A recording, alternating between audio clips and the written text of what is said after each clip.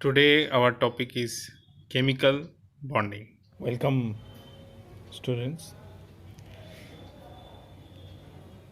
In this video we will learn about chemical bonding. This chapter is present in CBSE, ISC or any state board.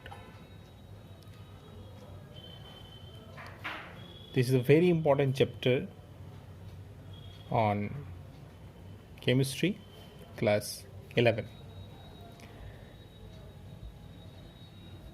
To all of you know that how chemical bonds are formed. In class 10 also this topic was there, this chapter was there. But the question is why it is present again, right? We have learned it is in class 10. So why we will study again in class 11? Because what we have learned is class 10 is just about 10%. In this topic we only learn about 10%, I think. So 90% is in class 11. Okay. So how chemical bonds are formed or why chemical bond is formed? Because we know that an element tries to attain, an element wants to attain nearest noble gas like electronic configuration. Okay, so atoms of an element become stable if its electronic configuration is like its nearest noble gas. For example, hydrogen. How many electrons are there in hydrogen? That is 1. So nearest noble gas of hydrogen will be helium. So hydrogen will try to attain electronic configuration like helium. Now how hydrogen can attain the electronic configuration of helium? By gaining an electron. That is also possible, right? 1 plus 1, 2. So by forming an ion, that is anion, it can attain noble gas like configuration. Or by sharing, right? There are 2 hydrogen atoms, both have 1 electron. So if it can share 1 electron of other hydrogen, this hydrogen can attain nearest noble gas like configuration. And this hydrogen also use this one. So by mutual sharing also they can attain noble gas like configuration. So due to sharing of electron, there is a force of attraction. And this force of attraction is called chemical bond. So chemical bond is nothing than a force. What kind of force? That is attraction force. So these are the basic thing of chemical bonding, that atoms try to attain nearest noble gas like electronic configuration. By loss of electron, suppose if sodium is there, it has 11 electrons and its noble gas, nearest noble gas is neon. So by loss of 1 electron, it can attain nearest noble gas like electronic configuration, right? So by gaining or by losing loss, that means it can form an anion and it can form cation, and there will be a force of attraction between these two. This kind of force is called ionic force, or ionic bond is formed, and this compound, whatever ionic bond is there, just like NaCl, they are ionic compound. And whenever two non-metals share electron, that is covalent, right? So there are mainly three type of bonding: covalent, ionic, and coordinate. Coordinate bonds are also close to covalent, and another one is metallic bond. Metallic bond. This topic is not in detail, but we have to study covalent bonding, ionic bonding, and coordinate bonding in details. So first, the condition of covalent bonding. The atoms must have less difference in electronegativity. Okay, so in short, both should be non-metal.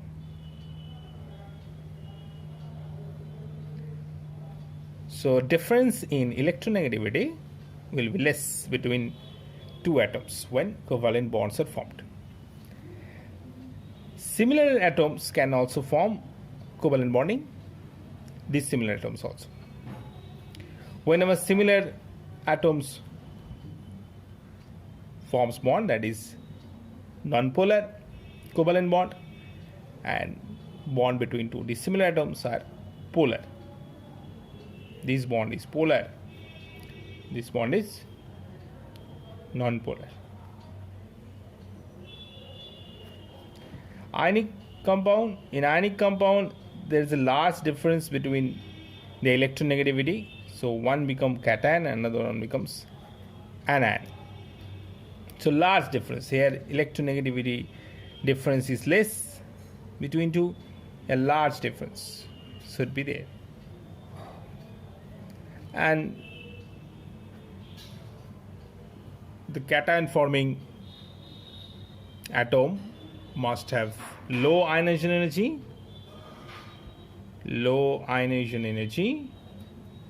and it should be high electron affinity. It should have high electron affinity. The anion forming atom must have high electron affinity. So electronegativity difference should be large. Cation forming atom must have low ionization energy, and the anion forming atom must have high electron affinity. Okay, now you have to read the difference between the properties of covalent compound and ionic compound. Read from any book.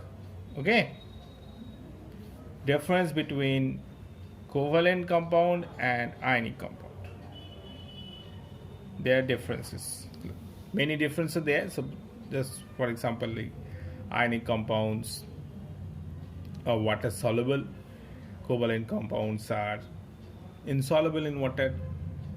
They form ions, mostly they form ions and good conductor of electricity in aqueous solution or in molten state, but they are generally not. Okay, their melting point and boiling points are higher than covalent compounds. Few exceptions are there, but mostly ionic compounds have high melting point and boiling point compared to covalent compounds. So you have to again read and you have to know the difference of their properties. It will need it for later work. So now, covalent bonding. So covalent bonds, how covalent bonds are formed. Covalent bonds are mainly three types. One is single bond. Okay. Number two is double bond. And number three is triple bond. Now today we will learn about how these type of bonds are formed. To learn this, we have to know a new concept that is called hybridization. Hybridization.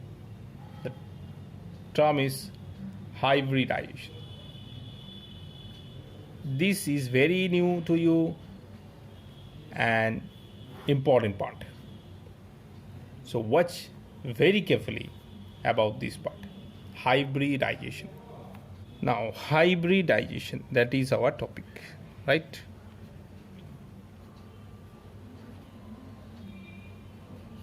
What is hybridization? Hybridization is combination of two orbitals. Okay, hybrid means combination of two different types of species. Here in chemistry, hybridization means combination of two different types of orbital or mixing of two different atomic orbital. Starting from carbon, if we have to understand hybridization, we have to take an example of carbon. Atomic number of carbon is 6, right? And its electronic configuration will be 1s2, 2s2, 2p2. It's box diagram. I'm only writing the box diagram of 2s and 2p.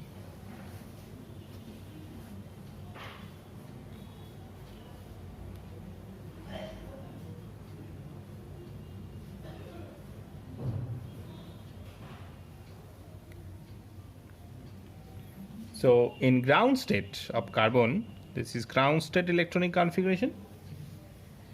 There are 2 electrons in p orbital, 2p orbital, and 2 electrons in 2s orbital. In excited state, 1 electron from 2s orbital jumps to 2pz. Okay.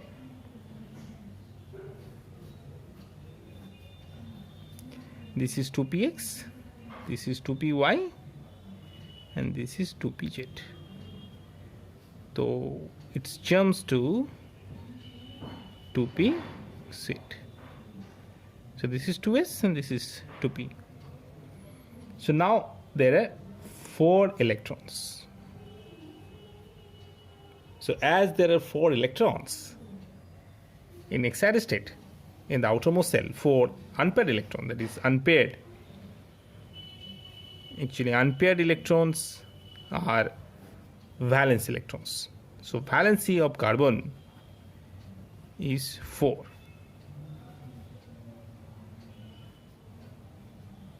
Due to this.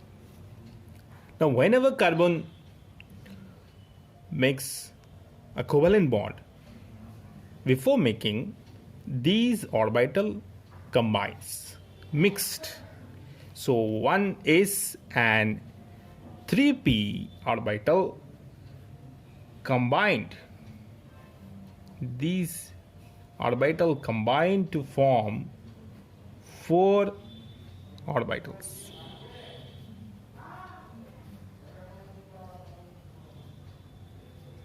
And these 4 orbitals are called sp3 orbitals.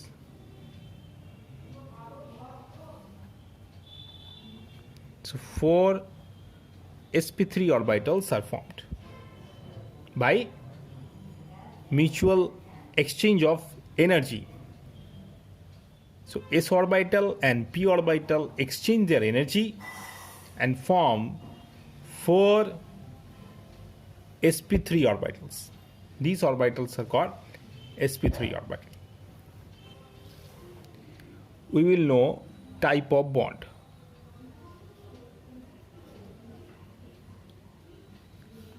There are two type of bond. One is sigma bond, one is pi bond. How sigma bonds are formed? Remember that sigma bonds are formed by axis to axis overlapping. Covalent bonds are formed by overlapping of two or more orbitals. Overlapping means mixing. Mixing of two or more orbital is called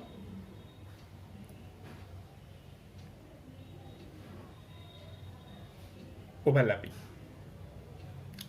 So whenever there is a mixing along axis, this is suppose 1s orbital, this is 1s orbital. So mixing of two orbital in head to head position, head to head,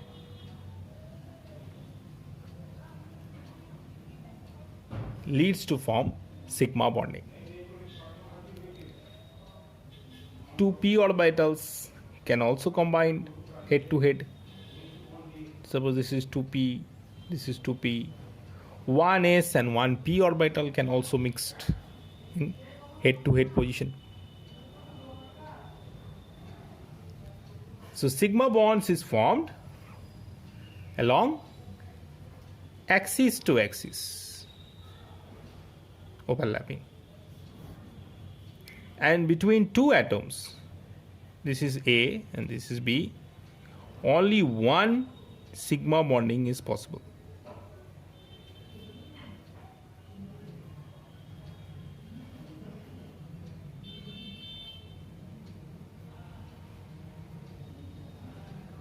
Only one.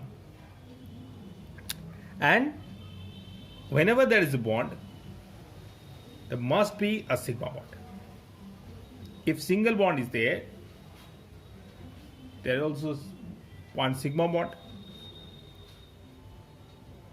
If double bond is there, there is also sigma bond and only one sigma bond. If triple bond is there, there is also one sigma bond. So sigma bond can form only once, and if there is a bond between two atoms, there is must a sigma bond. Okay, so come here.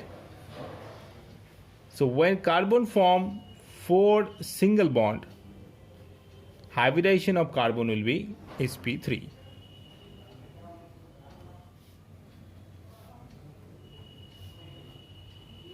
This is the structure of methane. Now we'll draw the orbital picture. This is the sp3 orbital of carbon. There are 4 sp3 orbitals, right?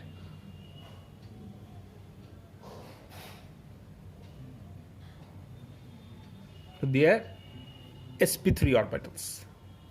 And hydrogen atom has 1s orbital. Shape of 1s orbital is spherical. So this is hydrogen. So there is head to head or axis to axis or head to head.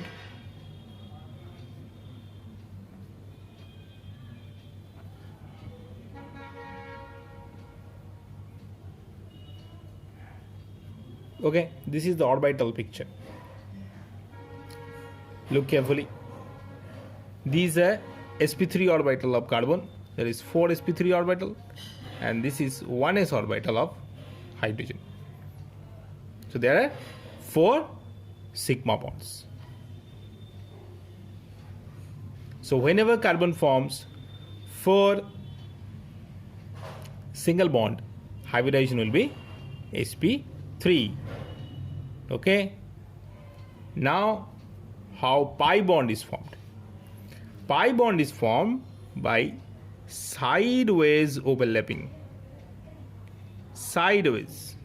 Suppose this is a 2p orbital, this is another 2p orbital, so sideways overlapping.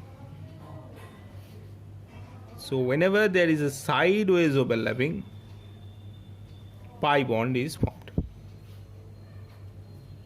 Okay, so sigma bond is formed if there is head to head overlapping, or it is also called axis to axis overlapping. And when pi bond is formed, there is a sideways overlapping between two orbitals. These are p orbitals. Shape of p orbital is dumbbell shaped. So two p orbital mixed sideways. So again I am repeating that between two atom only one sigma bond is possible. Why only one? Because axis to axis is only once, right? Head is only one time, but sideways overlapping can be more than one. So this is hybridization. In hybridization, two or more different type of orbitals by their mutual exchange in energy combine to form new type of orbitals. This is sp3. Now sp2.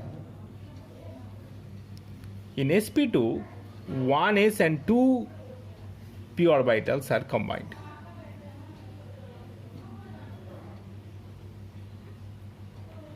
These orbitals are involved in sigma bonding, and there is another p orbital. This is totally 4 orbital, like 1s and 3p.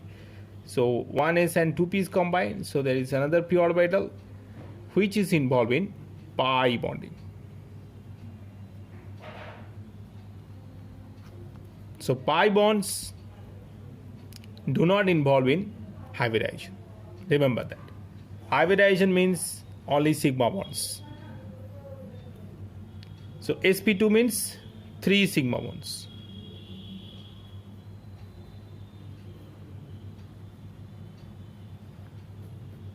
sp3 means 4 sigma bonds.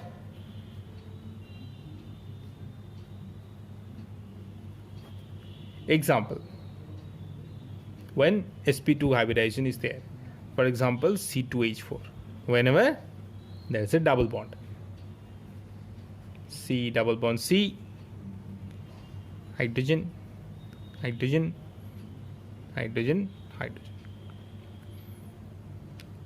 Now we will draw the orbital picture. Whenever we draw the orbital picture, it will clear to you. The orbital picture of ethylene.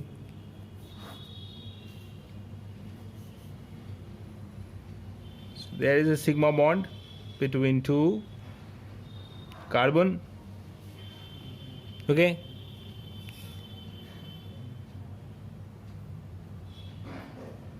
There is a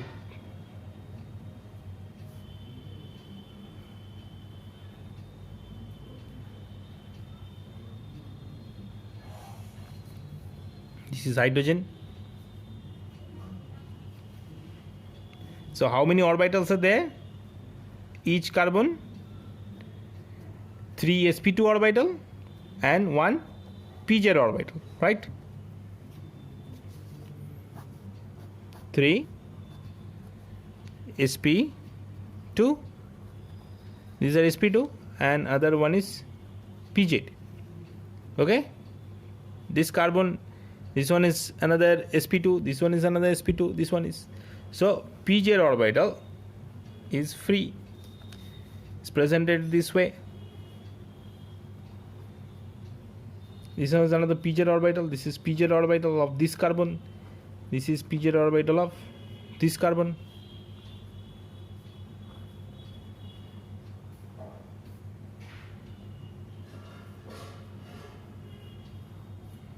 This is sp2 orbital of this carbon. This is another sp2 orbital. This is another sp2 orbital. This is hydrogen. This is hydrogen. And this is pi bonding. Overlapping of pz. This is pi bond. So this is the orbital picture of C2H4. This is Lewis diagram, Lewis structure. So this is sigma. This is a symbol of sigma. This is sigma. This is sigma. So each carbon, you can see that, form 3 sigma. This is pi bond. Okay. Hybridization of this carbon is sp2. This is also sp2. So whenever carbon is double bonded, its hybridization or forms a pi bond, its hybridization will be sp2. So there are 3 sigma, sp2, 3 orbitals, s and 2p. Okay. Now sp. How many sigma bonds are there? 2 sigma. sp means there is 2 sigma bonds. Example, C2H2. So when 1s and 1p is combined, then it is sp, and 2p orbital are involved in pi bonding. This is py, this is pz, and this is sp. Example, C2H2. So triple bond is there. Okay, so first we will draw the sigma bonding, sp orbital. There are 2 sp orbital of each carbon. Suppose this is sp orbitals. These 2 are sp orbitals involved in sigma bond with hydrogen. So this is the carbon. So this is another sigma bond. This is another sigma bond. This carbon also formed here another sigma bond. So these 2 orbitals are free. This is py of this carbon. This is another py, and here in this side pz orbital is there along another side. So they are mixing. This is py,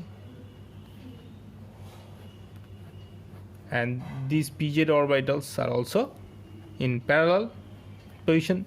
So there will be another mixing of these 3. Okay, is overlapping, and another pz orbital also can form sideways overlapping. So there are 2 pi bonds between these 2 and 2 pz. So there are 2 pi bonds. So in acetylene, this is sigma, and these 2 are pi bonds. This is also sigma, this is also sigma. So one carbon can form 2 sigma, this way, this way. That is why hybridization is sp. So I hope it is clear. Remember that whenever there is 4 sigma bond, hybridization is sp3. If there is 3 sigma bonds, hybridization will be sp2. If 2 sigma bonds, hybridization will be sp. Okay, next class we will learn other aspects of chemical bonding. If you have any comments, you can, any doubt, you can write in the comment or reach me without any hesitation. You can note down it.